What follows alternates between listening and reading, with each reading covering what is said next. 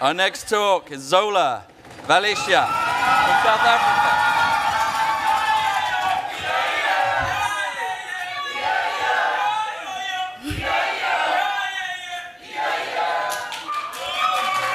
Representing University of Minnesota.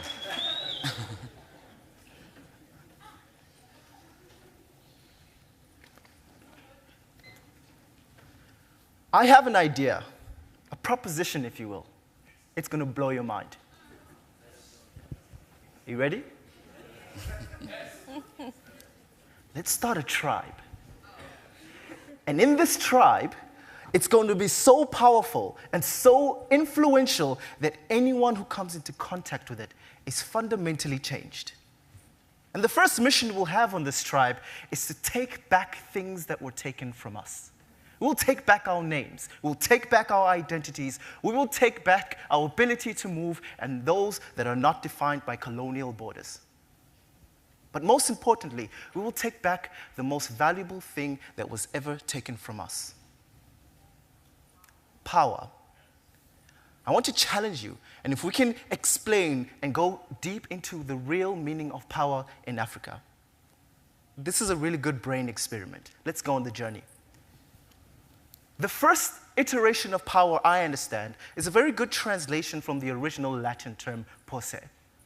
Essentially, power means the ability to do something, to be able to.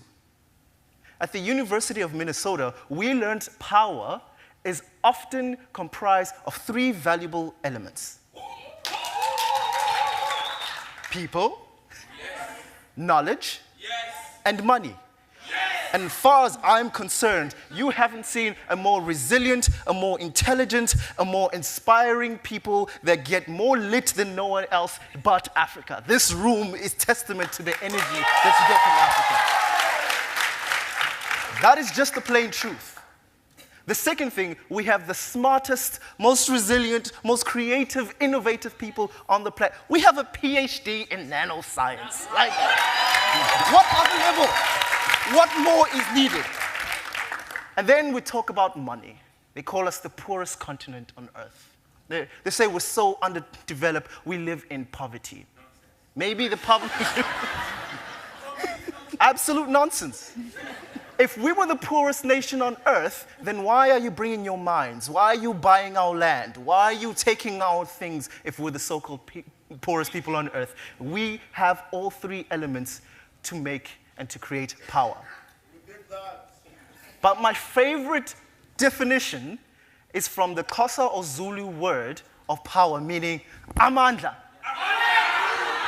And the best thing about this word is that it's always used and referred to in the collective. That means it can never be referred to as one person or a singular thing.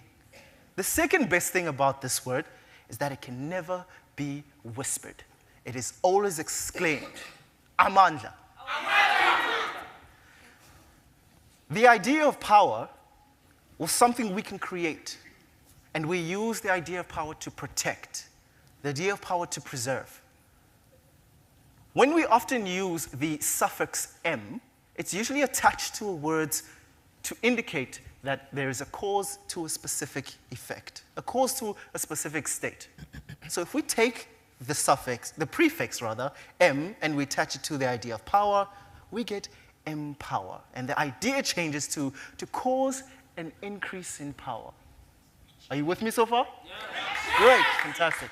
So now that we know how to cause an increase in power, that is to say, to cause an increase in the ability, we need our tribe to do that as often and as best as it can. But often our leaders confuse the idea of empower with the idea of in power. And it no longer falls within the definition of amandla, where it cannot be referred to as a singular, but must always be referred to in the collective with the people. That is the only way true power in its purest form can exist. And unfortunately, Africa has a history of experiencing power through coercion, whether it's from our colonizers, our oppressors, or even from each other. This is the mission our tribe is going to change. Let's talk about the suffix. Usually the suffix ment is used and attached to a word to express a specific result of an action. I find this word interesting when you attach it to the word govern, and then you get government. This is such a revelation to me because it feels as if we're always waiting for the government to bring about the specific change that we're hoping, a desired change. Our tribe is going to break this idea. And how are we going to do that? With this new fantastic world that we've just built, empowerment, which essentially means to cause the ability to change, the expression of the result. And as soon as we're able to understand the idea of empowerment, our tribe will be the greatest on earth, and we'll have a community designed to cause the ability to change.